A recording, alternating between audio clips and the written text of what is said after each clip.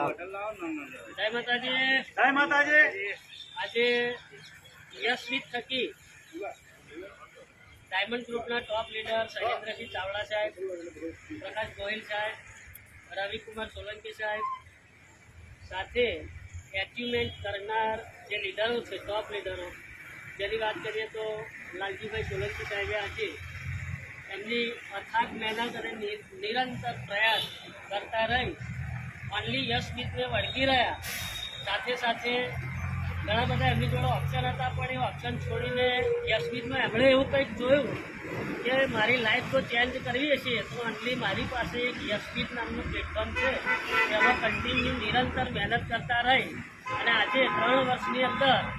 મિત્રો ઘણા વર્ષો પૂરા થઈ જાય પણ તે છતાં ગાડી લેવાનું સપનું જે લોકો જોઈ નહીં શકતા જોઈ શકે છે તો એ ગાડી લઈ નહીં શકતા એવા આજે યશવીત